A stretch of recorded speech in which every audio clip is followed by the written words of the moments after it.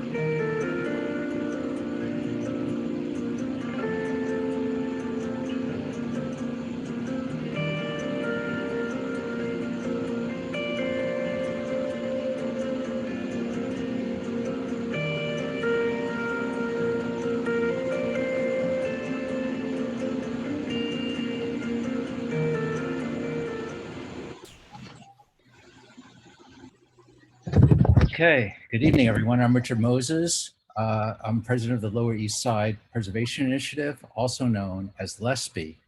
Very happy to welcome you tonight to our book talk, Transformative Architecture, Charles B.J. Snyder and the New York City Public Schools, sponsored by LESPI and East Village Community Coalition. Those of you who aren't familiar with LESPI, we're a not-for-profit group formed in 2007, whose mission is the preservation of the historic Lower East Side, which includes the East Village, the Lower East Side below Houston Street, Chinatown, Little Italy, and the Bowery. We do this through education, outreach, and advocacy, primarily for New York City Landmarks Commission designated historic districts and individual landmarks. Now, during the lecture, please put any questions you have in the Q&A section, which you should be able to see at the bottom of your screen. We'll be taking questions at the end of the presentation. We're now going to do a quick poll asking where everybody lives. Don't worry, the answers are anonymous. Here goes.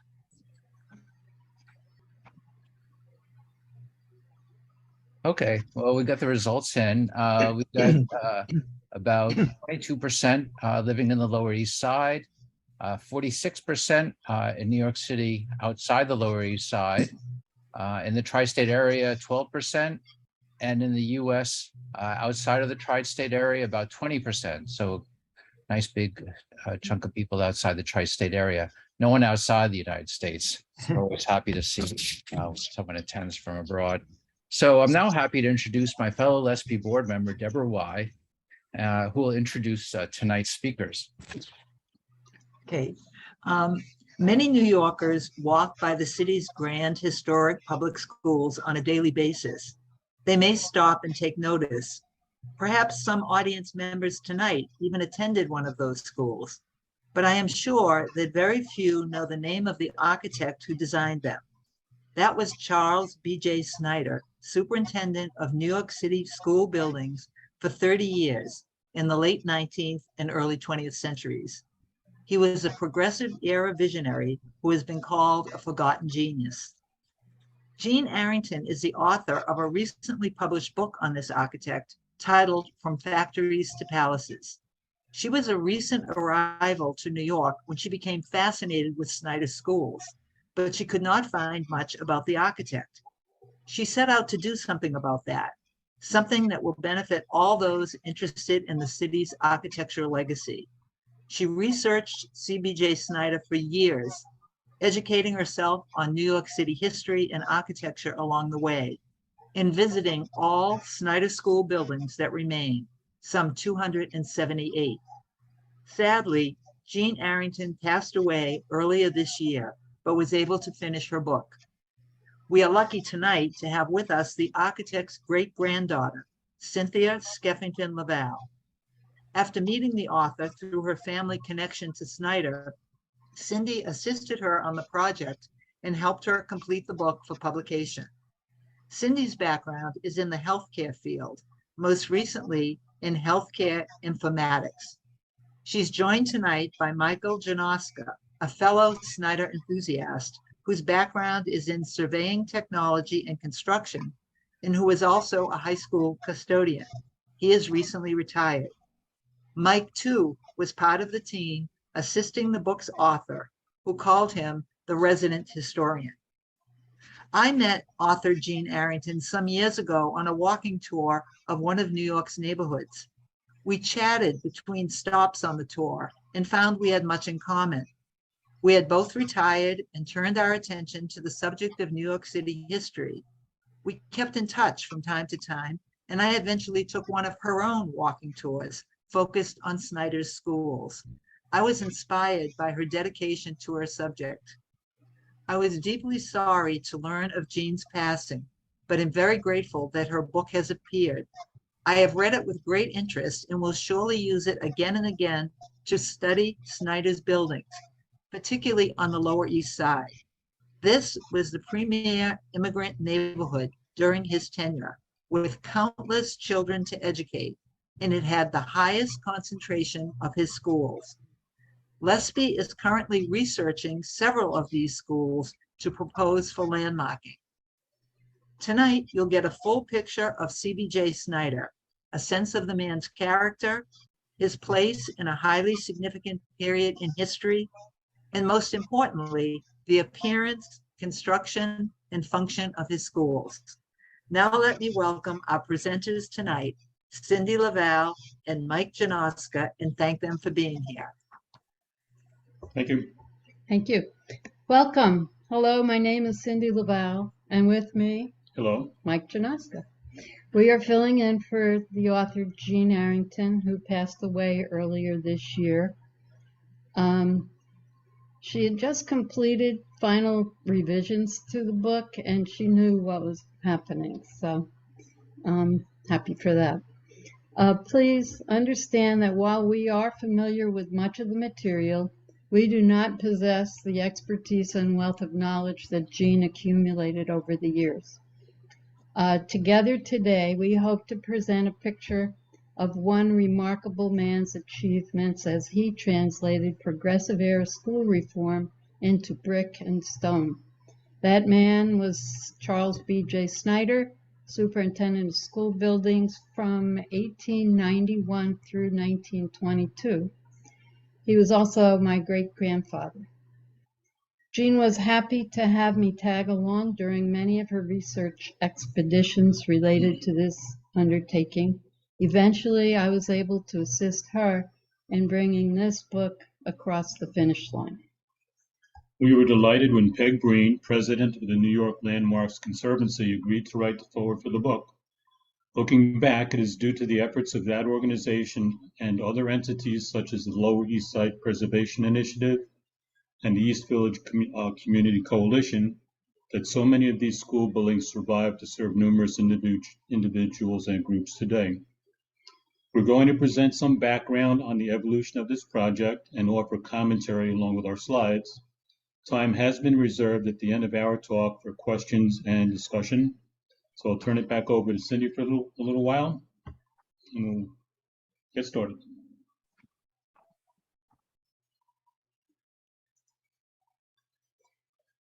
Okay, the cover photo on the book shows Brooklyn's Gothic Revival PS 157, adorned with magnificent terracotta.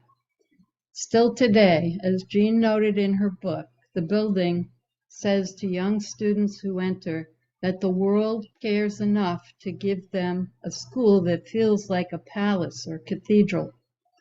PS 157 has won 2 prizes for its renovation, which, among other things, involved replacing 6,000 pieces of terracotta.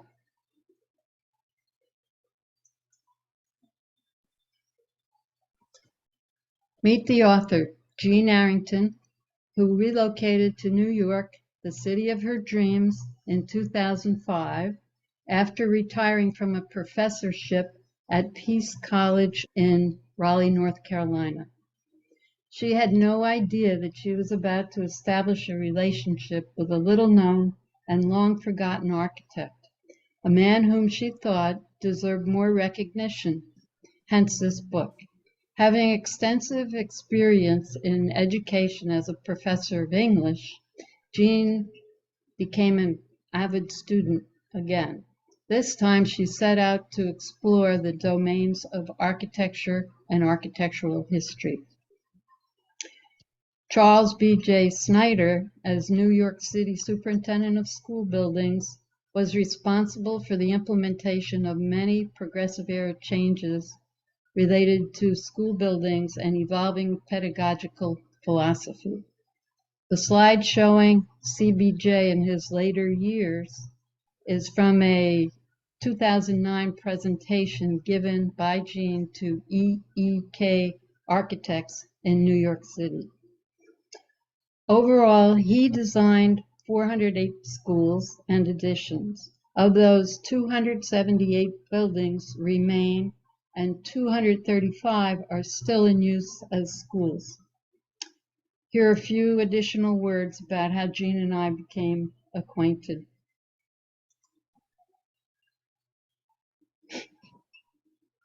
Excuse me. We met in 2006 when Jean contacted my mom and my mom's sister about a book she had considered writing.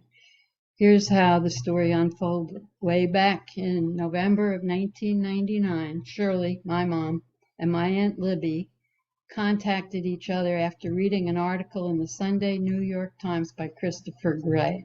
The title was Charles B.J. Snyder, Architect Who Taught a Lesson in School Design. Gray at the time was a journalist at the New York Times whose column Streetscapes highlighted the richness of New York City architecture to his readers. He is since deceased. Both sisters were quite proud of and loved reading about their grandfather and his work that day. That is, until they read the last paragraph, which stated, "Of Snyder's private life there is little knowledge. No current descendants have been identified. His middle names remain undetermined.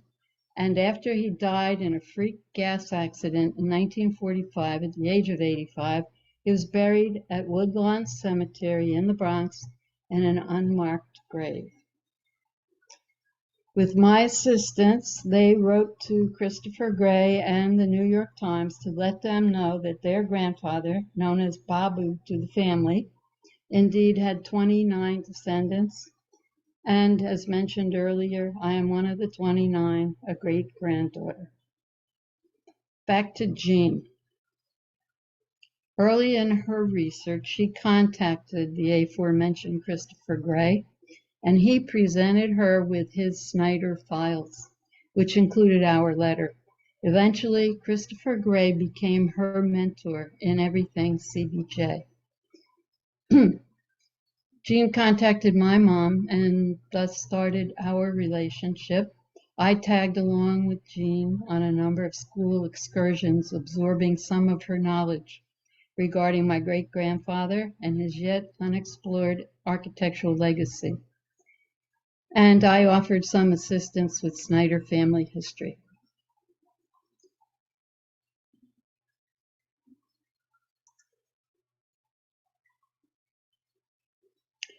Together, Jean and I were able to rectify the unmarked grave and the family issues. In 2008, we hosted the Snyder family and friends bus tour. You see our schedule at the upper left. It included the dedication of new and modest headstones for C.B.J. and other family members interred at the Woodlawn Cemetery.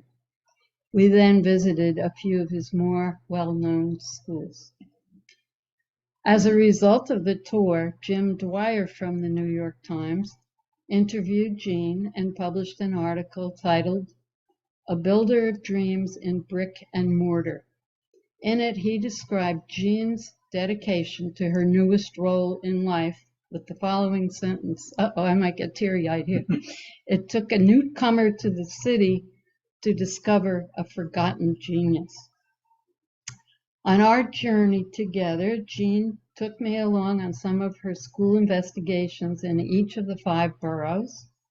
We ventured up to Saratoga Springs, where we hoped to discover aspects of C.B.J's formative years that would point towards his eventual career path.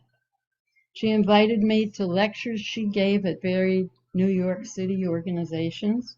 I attended a few of her walking tours, arranged by the Municipal Art Society and the Outdoors Club. We attended book talk lectures. Finally, Jean encouraged me to take a class given by Barry Lewis about New York City architecture at C.B.J's alma mater, Cooper Union, titled "The City Transformed." Jean spent 15 years researching and collating all of the information she has so adroitly presented in her book, From Factories to Palaces. I, for one, am happy that she undertook the project. We found that we had a lot in common and much to talk about, and we cultivated a strong friendship. And to Jean, thank you so much for bringing C.B.J. to life for me, my family, and hopefully for many others in the years to come.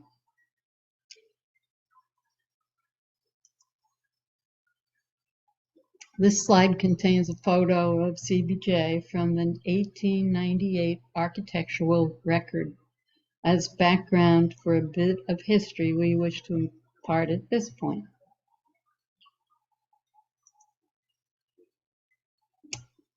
Snyder's early life. Charles, as his mom called him, emerged from modest beginnings in upstate New York. He grew up poor, but surrounded by wealth and opulence in Saratoga Springs, a vacation haven for the well-to-do.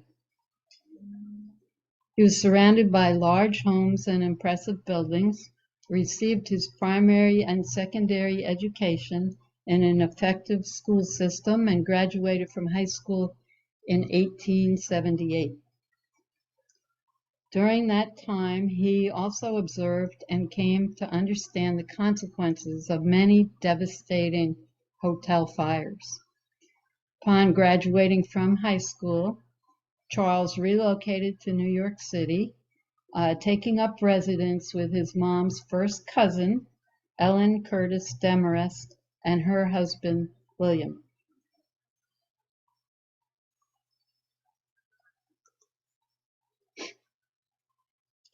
In New York City, he was fortunate to live and work with his involved and well-to-do relatives. The Demarest were an affluent, influential couple, active in New York City life, business, and politics. Charles found himself positioned at a major center of innovation in both architectural and educational activities. By the way, there were no dedicated high school buildings in New York City at the time. He immediately began his studies in practical geometry and elementary architectural drawing at Cooper Union. And this was prior to Cooper Union's institution of a formal architectural degree program. He established himself as a commercial and residential architect. He married Harriet DeVry of New Jersey. They moved to New Rochelle, New York, and raised two children, Howard and Robert. All are buried at Woodlawn Cemetery in the Bronx. And then, in 1891, when he was 31, despite having had no experience with design or construction of school buildings, he was nominated and elected by the New York City Board of Education to the position of Superintendent of School Buildings. This was a position he would occupy for the next 31 years.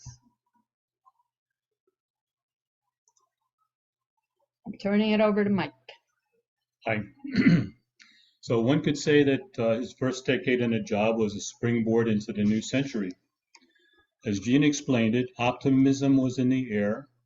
Paraphrasing her sentiments, Jean felt that progressives were confident that social and organizational solutions would correct the disturbing conditions of society, and that schools were central to the notions of progress and human betterment. Snyder's career closely mirrored that of the progressive era, 1890 through 1920, which also overlapped with the huge influx of immigrants at this time, requiring massive, continual expansion of school capacity, or sittings as they were called. Snyder utilized architectural reform and urban planning philosophies with the intent of fostering civic pride. In the process, the educational experience of students was improved, immigrants felt somewhat more welcomed, and New York City was left a rich visual legacy. This was the period of the City Beautiful movement that followed the Chicago Columbian Exposition in 1893. Also in this slide, we see a map of the consolidation in 1898. At that time, New York City, then consisting of Manhattan and the Bronx, consolidated with Brooklyn, Staten Island, and the towns in western Queens to become the city of Greater New York. Overnight, the city doubled in area and population to become the second largest city in the world after London. New York became committed to having world-class schools, and funding for education dramatically increased. Snyder surely was in the right place at the right time, and there was much to be done. Of course, and this is important, Snyder did not perform this transformation alone. He worked side by side with a group of like-minded, hard-working individuals. Together, this New York City squad of school board officials, administrators, teachers, building bureau draftsmen, builders, custodians, and other various school system employees managed this feat. It was a finely oiled machine. During his career, New York City had moved from a public school laggard to a national leader. Jacob Riis's influential 1902 book, Battle with the Slum, championed the new schools and Snyder, stating, "He does that which no other architect before his time ever did or tried. He builds them beautiful."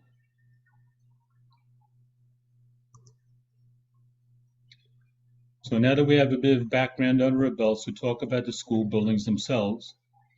As you can see from the photo on the slide, similar to many earlier tenement buildings, pre-Snyder schools were mostly dark, dreary, and uninspiring. In various times, progressive reformers saw them as barracks in the war on poverty, warehouses or packing boxes keeping children off the streets while their parents worked, or factories for turning out American citizens. So why not build them better? We will use the original names for the schools for this presentation and touch on some topics covered within the book, hopefully lighting a spark that may encourage you to delve deeper. There is a very strong possibility that you or someone you know has spent significant time in a Snyder school. So working with the previously mentioned finely oiled machine, the school situation was approached on three fronts: appearance, construction, and function, with these attributes often blending and complementing one another. Now, it is important to recognize that Snyder was not an educator. He was, however, very skilled at turning the school board's wishes into cost-effective, practical, and beautiful facilities. With regard to appearance, Snyder would devote attention to detail and beauty inside and outside of the school buildings. He was fond of using small, fine features to complement his bold, imposing structures. The examples in this slide show the intricate ornamentation in use at the Collegiate Gothic Curtis High School. Further examples from several schools on this slide show intricate ornamentation, including the use of Gothic patterns in carvings, tile work, and metalwork.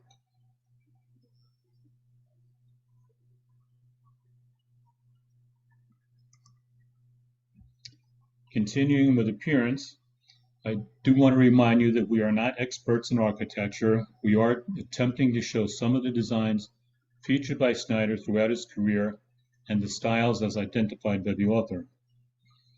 As we mentioned earlier, Snyder inherited drab, uninspiring buildings. Early in his tenure, he chose to design grand, imposing structures in Renaissance Revival, Italian Palazzo, and Collegiate Gothic styles that drew attention to themselves and thus to the importance of students, teachers, and education.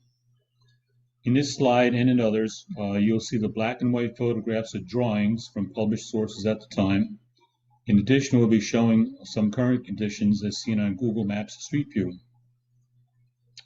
The first example shows a design drawing for PS 25 from an East 4th Street perspective. It may be familiar to many in the group. Originally, it was an addition to the standalone 5th Street School, since demolished. This addition was built in 1894 in an ornate Dutch Renaissance Revival style. When more space was needed a decade later, Snyder added 2 more bays to the left in this view, or the west side of the building, thus preserving the symmetry of the building.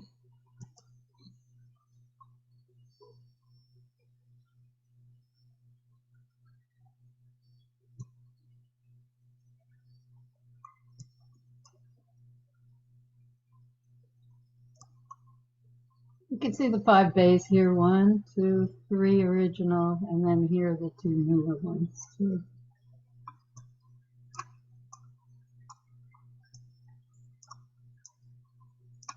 Sorry, we're plagued with this black box on the upper left-hand side of these types.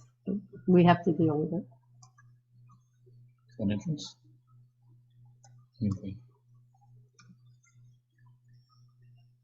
Okay, second on the slide is PS 36 in the Bronx. It's an Italian palazzo-style school, with Snyder choosing to emulate a Columbia University classroom-style building.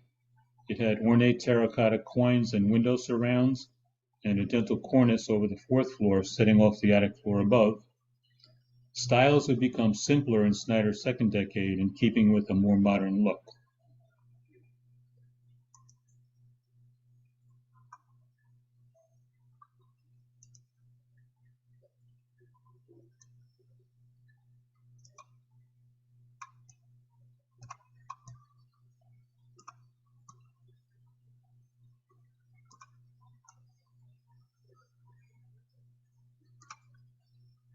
Really looks pretty much the same, except for some work that was done in the cornice area.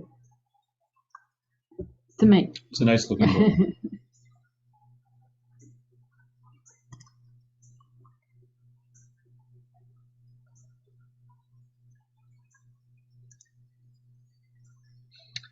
As Snyder's second decade progressed, he often eliminated cornices using crenellations instead, as seen in the photo on the left. He also did away with features such as coins, cartouches, and rusticated bottom floors. Now, Snyder was not married to any particular style, nor was he averse to blending styles in his quest to provide attractive, functional school buildings. On this slide, we see two very different schools, both from 1917. PS 93 in Queens is a 5-story, 7-bay design that could accommodate almost 2,000 students and was used for a total of 24 sister or similar schools. It had all the simplified collegiate Gothic components, a slightly crenellated roofline, Tudor arch windows, and pediments often emphasized with finials. Cindy will take us there now. Get her back up a slide.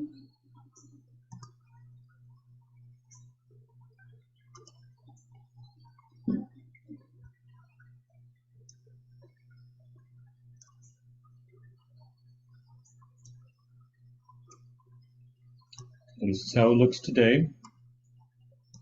They redid the roof line at some point in time.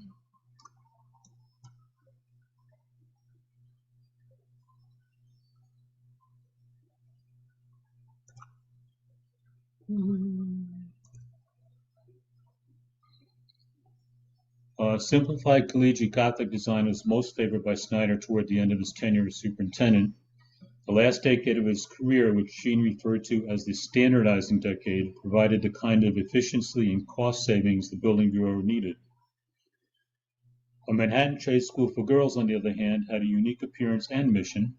Aptly named, it provided vocational training for girls. It was a loft-like collegiate Gothic building clad in white terracotta, with figures on the cornice holding tools as well as books, and by far the tallest of Snyder's buildings. And we think this is a stunning building.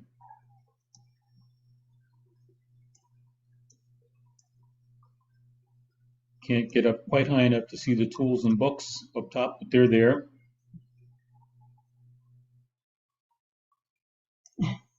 It's just a beautiful, beautiful look. We'll talk about this a little bit later, but this isn't something that the rest of you can't do if you want to. Right, the Google Maps. The Google Maps thing. Moving on. With regard to construction, Snyder embraced technologies of commercial architecture that were cutting edge in the 1890s. These included steel frame construction, forced air heating and ventilation, improved fire prevention and safety techniques, and electrification. Buildings were fireproofed as much as possible. The large hotels of Saratoga Springs, Snyder's hometown in his younger years, were wooden frame structures. The infernos that destroyed some of those buildings left a lasting impression. Snyder segregated his heating and ventilation equipment in basements protected with masonry floors, walls, and ceilings. He used metal-clad doors at the stairwells in each floor of his masonry and steel stair towers. He even had metal-clad coat racks in the cloakrooms. So cloakrooms, you ask? Individual hallway lockers were not introduced until the 1930s. Prior to that, soggy outerwear was often consigned to interior rooms with no ventilation. Snyder used what are called scissor stairwells. Each stair tower had an up and down stairway. In case of emergency, both could be used to go down to evacuate. He designed his stairwells narrow enough so that everyone would have access to a handrail. He also had double handrails at different heights to accommodate taller and shorter people, thus lessening the chances of tripping. He demonstrated that his schools could be fully evacuated in under 3 minutes and before any rescue teams would arrive.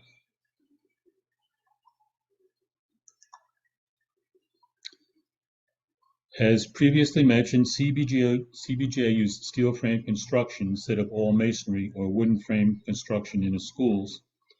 This new technology provided more flexibility of design, allowing Snyder, among other things, to provide more and larger windows, allowing for much more light and air than previous designs.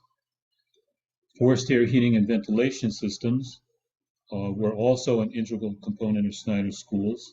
Some remain in use today, although the belts can be hard to come by in this day and age. This was not new technology at the time, but Snyder saw to it that fresh air would be provided to all rooms within the buildings.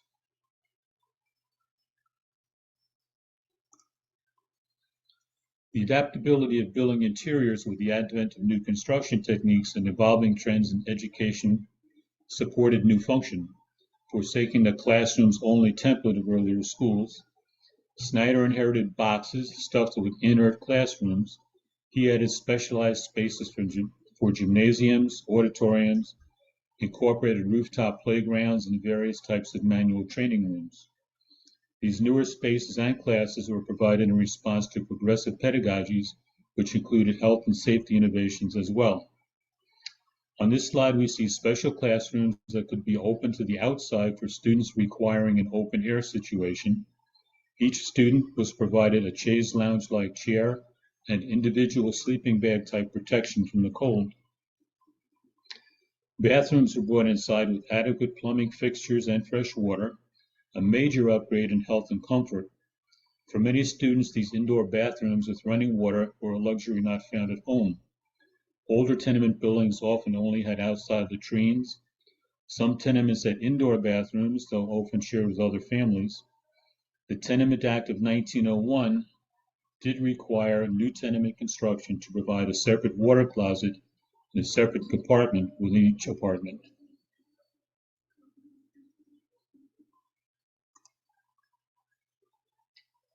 In this slide, we see a rooftop playground, a boon for crowded city blocks with no available street-level play areas. Indoor gymnasiums became an integral part of Snyder schools. The steel frame construction allowed for larger, unobstructed indoor spaces. These various types of specialized spaces that had begun to appear in some progressive schools around the country were now becoming standard fare in New York City public schools.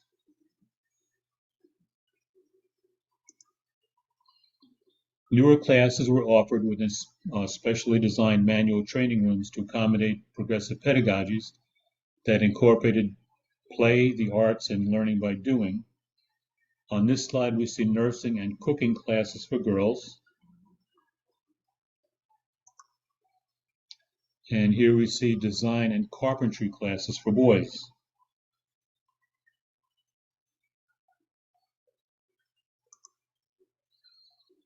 Snyder's department designed auditoriums, art, music, and science rooms as well. Here we have a few of the beautiful auditoriums found within the high schools. The book references the changeover from partition-connected classrooms initially utilized for morning meetings to the auditorium proper, large dedicated spaces that eventually were utilized even after school for community events and classes. Regardless of the style Snyder chose to use for any particular school, by all accounts, his buildings were a stunning leap forward in appearance and function. And Snyder was pressed at times regarding the cost of his buildings, people assuming that this beauty and added functionality came at great expense. He was able to demonstrate that his designs and the care his department took to purchase good quality and durable material kept his buildings within budget. Snyder's staff grew from 40 to more than 300 during his tenure. A position such as Snyder's was fertile ground for graft and kickbacks. His career was not tarnished by scandal.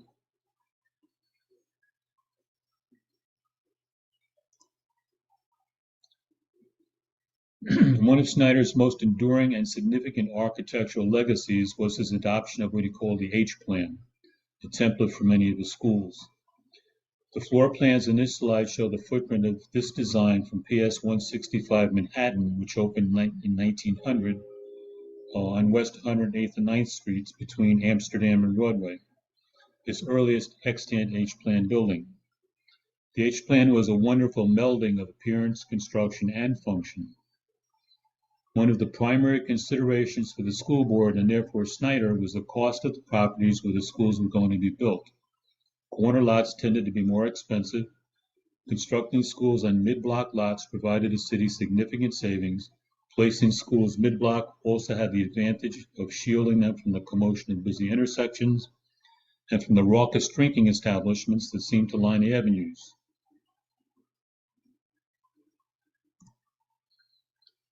The design was perfect for mid-block locations where it provided two protected courtyards for the school, one opening onto each side street. Standing in the courtyard, students would be surrounded by beautiful architecture, a stunning visual departure from the tenements where many lived. If not needed as playground or assembly space, the courtyards could provide small patches of green, an increasingly rare commodity in a rapidly expanding urban area. As a young student, I attended PS 164 in Queens. This was not a Snyder school, but as I became involved with this project, it dawned on me that the building was an H-plan. In this case, one of the courtyards was reserved for the kindergarten classes, and I remember on Arbor Day, our class planting a small tree in our courtyard. The other courtyard opened onto the playground behind the school where I spent my first, second, and third grade recesses running around, burning off some of that ever-present youthful energy. The H-plan shined brightly and literally. Snyder was always very concerned with lighting. How could students learn well if lighting was so poor they could barely see? Gas lighting was inefficient and dirty, and large-scale electrification was in its infancy early in Snyder's career. Snyder's solution was more and larger windows. His early adoption of steel frame construction allowed him to provide wide bays he could fill with windows. The H-plan also provided more exterior wall surface area than a boxy square or rectangular floor plan could provide, a boon not only for better lighting, but better ventilation as well.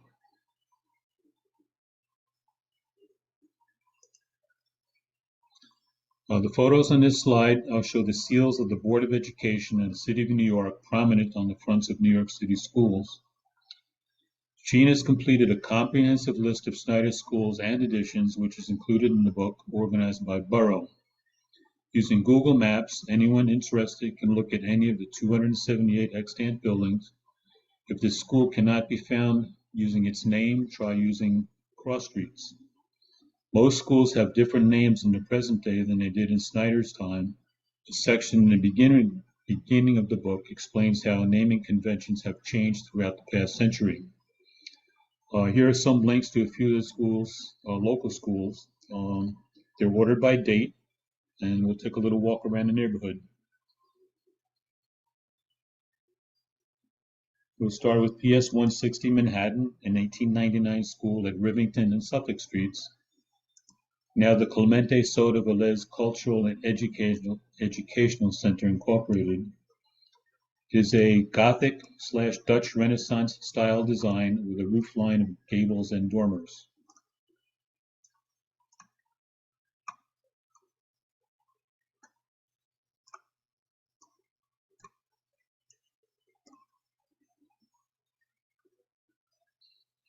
All right, we're going to walk over to PS 31, which is at Monroe and Gouverneur, a 1904 school, now M448 University Neighborhood High School. It is an example of a Beaux-Arts building. The main entrance features a doorway with a Gothic arch, and the Board of Education's crest carved in intricate scrollwork above that. I think Cindy can get us there. Here we go.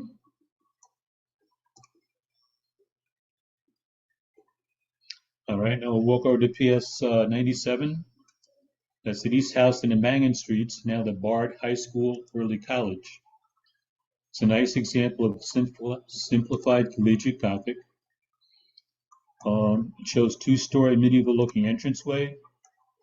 Tall, narrow Tudor arch windows are located above the doorways, topped by crenellations. Wait a minute, hold on. I'm going to get to Okay, there's the doorway. the doorway and the windows and the crenellation. I apologize for the little fuzzy part of the picture there. We can't seem to get rid of that.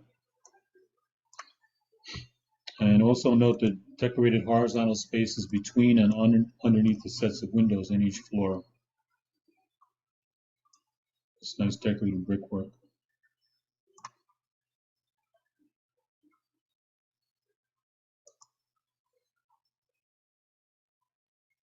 And now, Snyder's oldest surviving building in Manhattan, PS 23, opened in 1893 on the corner of Bayard and Mulberry Streets in what was then the Italian Quarter. It had Romanesque revival round arches at the entranceways, heavy piers, dark red brick, and a rusticated first floor of rough cut stone, as well as an Italianate cornice and dramatic tower. Many of these features were incorporated to be familiar and perhaps comforting to so many in the new immigrant population. And as we know, buildings do evolve over the years. As Jean explains in her book, in keeping with progressive education reformer John Dewey's vision that students learn to think by doing, Snyder designed spaces for the kind of new, broader curriculum that was already being offered in progressive schools around the country.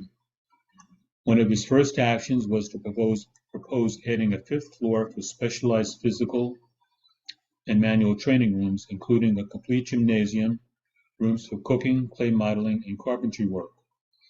Snyder did this, in this case, by remodeling an existing attic space above the top floor, which was going to become the 5th floor. This new departure became standard. Now you can see in the first slide there are only 4 floors. You can't quite see the attic, but it's there. So anyway, this new departure became standard, allowing for physical education and practical hands-on subjects. Almost all of the schools from Snyder's early period included this type of specialized space, now deemed requisite and necessary in every well-equipped school building. So they asked and he delivered. The 1902 view on the slide shows a truncated tower and a more recently remodeled attic floor. Now, sadly, this building had a disastrous... 2008. 2008, I'm sorry. Okay. Sadly, this building had a disastrous fire in January 2020. The current state shows the demolition that took place. Lesby has filled us in on what they know of the current status. Oops. Okay. All right, so this is how it looks now. Most of the tower remains, only the bottom 2 floors remain at this time. As of now, plans are to preserve the original first floors and tower and build up to 3 new, 2 additional floors will be added above the original 5, making 7-story building rather than a 5-story building. The original tenants will have space in the building, and there will be additional space for other uses. Concept designs will be presented to the community by the end of this year. And when we get to Q&A, maybe somebody has some more information. All right, I'm going to turn it over to Cindy. Getting ready to close out here. Thank you. So finally, on the left-hand side of this slide shows a photo of the doorknob found in every or most Snyder schools at the time. They are increasingly rare finds. I was given one back in 2008 by the head custodian from PS 11, a 1921 school on Staten Island. He had given Jean and me a quite informative and memorable tour of the building. I have already passed it on to my niece, who is a first-grade teacher. We are most appreciative of the opportunity to have assisted Jean in this endeavor and are thankful for the efforts of Jean's family, her friends, her caregivers, and many others, including the team at Fordham University Press, who guided Jean and me through this process. We would also like to thank Deborah Y. and Richard Moses from the Lower East Side Preservation Initiative, and Laura Sewell and the East Village Community Coalition for inviting us to present to you today and for working with us to deliver this information. Thank you for attending today. Thank you. We hope that you will become interested enough in Jean's project and C.B.J's work to purchase a copy of the book. Use the QR code right in front of you to order directly from the Fordham Marketing Division at a 30% discount, which is valid through the end of this year. And now we can turn it over to Richard. Is open to questions. Well, thank you so much, Cindy and Michael. That was really great. Thank It's you. so informative, really wonderful. We have a few questions and a couple of comments. So I'll start with one here. How many people are on the Zoom? Someone asked. And we were up a little bit above 90. Now we're at 86. So we had a nice turnout for this. It's nice to see. Here is another question. I attended PS1 on Henry Street in Manhattan in the early 1950s. Even as a child, I was intrigued by the apparent Dutch influence in the roof's architecture. Do you have any comments to offer in this regard? I don't. I'm going to ask if Deborah, you might know something about it. I do know that school. I'm familiar with that. It's on the corner of Henry and Oliver. And right now, if you've been in the neighborhood, it's covered with scaffolding. So they are rehabilitating the facade. So you can't get a good look at it. But I think it's one of the most impressive of the Snyder buildings. And it does have a style that's very similar to one of the ones that Cindy and Mike showed, the former PS 160 called the Clementi. Not precisely, but it was in a similar sort of Dutch revival style. So I think that's an incredibly handsome building. The only thing I have to add to that is I think on the facade of the building, it says GS1. Right. And not PS1. So it started out as a GS1. And I think in Jean's original chapter where she talks about naming convention and stuff, she might be talking about the PSs versus the GSs and such too. Yeah. GS meaning grammar school one, right? Yeah. Correct. Okay, here's another, here's more of a comment. I live in New Rochelle, and I had the honor to run around with Jean and share my Board of Education experiences. I arranged for Jean to speak to some of my associates. I distributed Jean's book to my colleagues. I miss her, and I hold on to her book. I think I met Cynthia at one of Jean's presentations to my colleagues. This is Nancy Russo. Oh, Nancy. Okay. Nice. Well, that's Thank nice. you. Nice to know. We miss her too. What are some of the main reasons that Snyder schools have been torn down? I would guess at this point in time, it might be a matter of the expense of upkeep or renovation. Sometimes tearing something down and building something new in the long run might be less expensive. That's a guess. Snyder schools were known to be sturdy, but they are 100 years old. So that could be a factor in the decision to tear them down. A lot of them were built with terracotta, and as you both mentioned earlier, with steel construction, and the steel construction is sturdy, but if the steel starts to rust, it starts to bust up the facade masonry, and that causes all kinds of problems with falling masonry, which we all know in New York with the endless sidewalk sheds that are everywhere.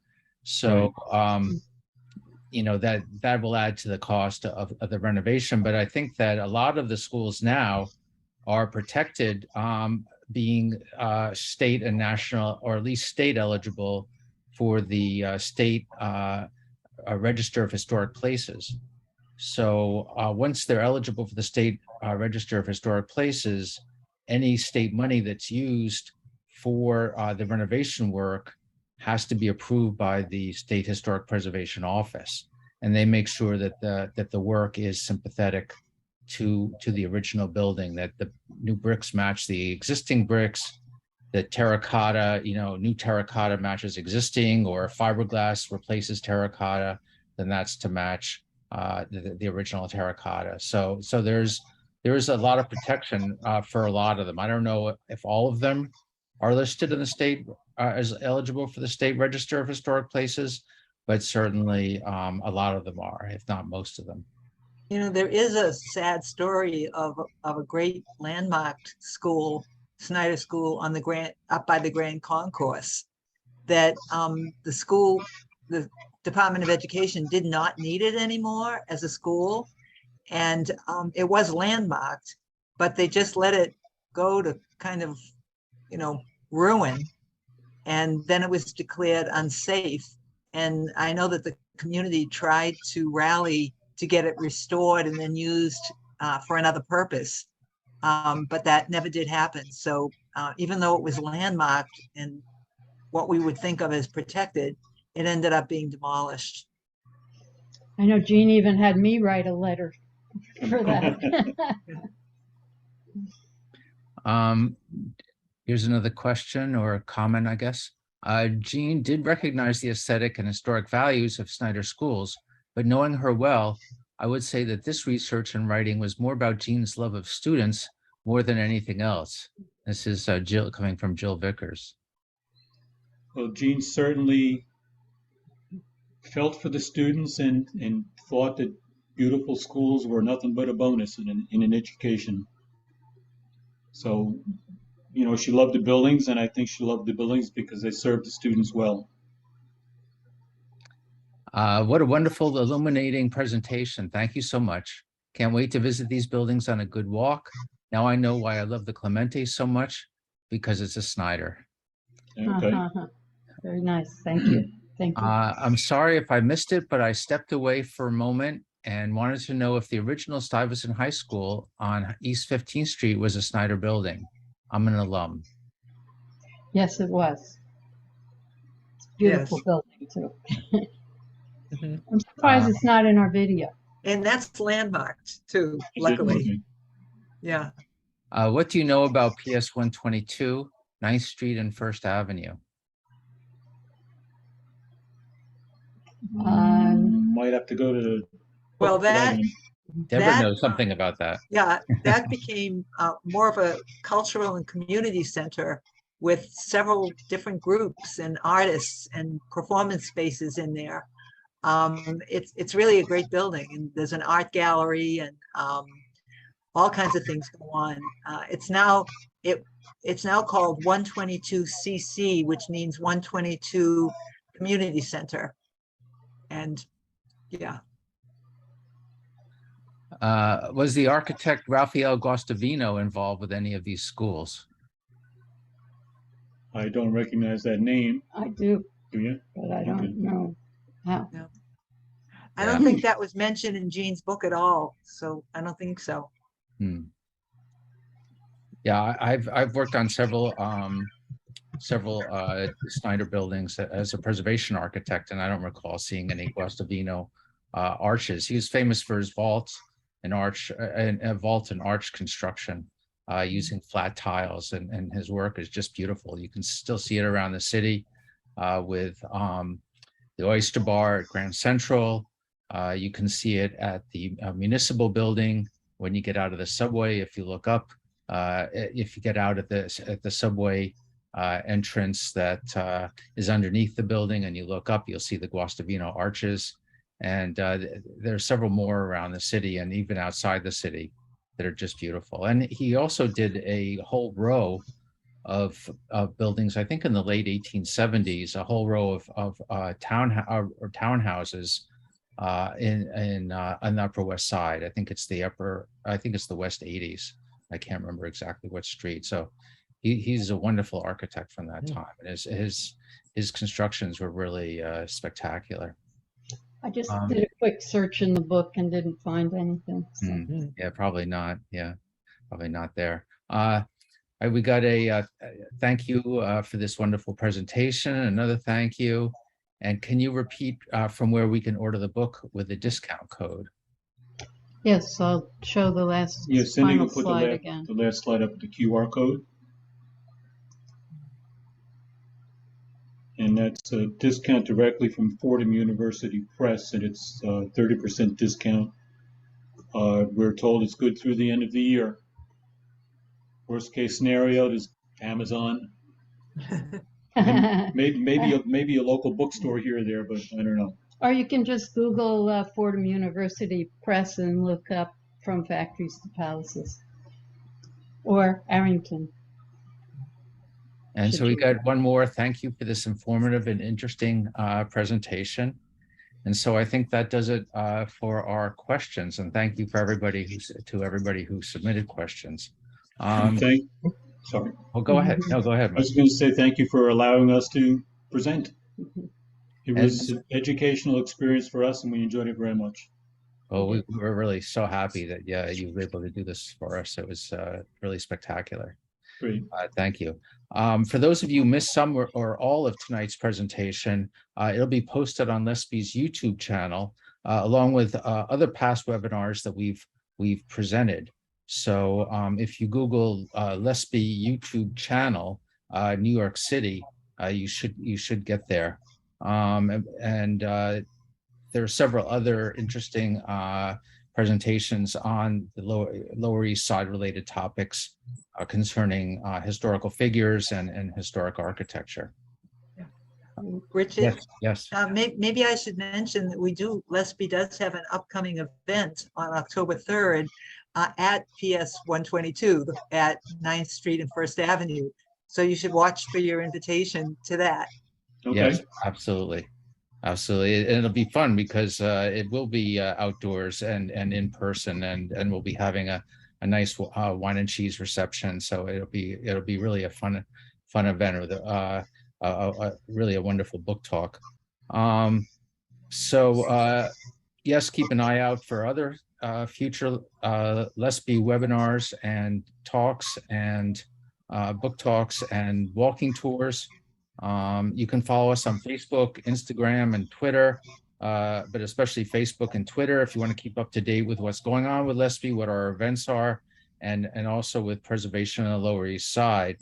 And finally, please consider making a donation today to LSP. We really rely on the generosity of the public as a not-for-profit organization to allow us to do our advocacy work and do events such as the one tonight. So there's a donate button on LSP's website page, www.lesp-nyc.org, and also on your invitation. And so finally, to sign off, I want to thank all of you, our audience, for attending. Again, it was a nice turnout tonight, and we had nice Q&A response. That was great. I want to thank Cindy and Michael again for their great presentation, and also for Deborah, who really helped coordinate all of this and made it happen. So thank you all, and have a good night, everybody. Okay, thank you, Richard. Thank you, Deborah. Thank you. Thank you very much. Thanks for the audience. Bye. Good night.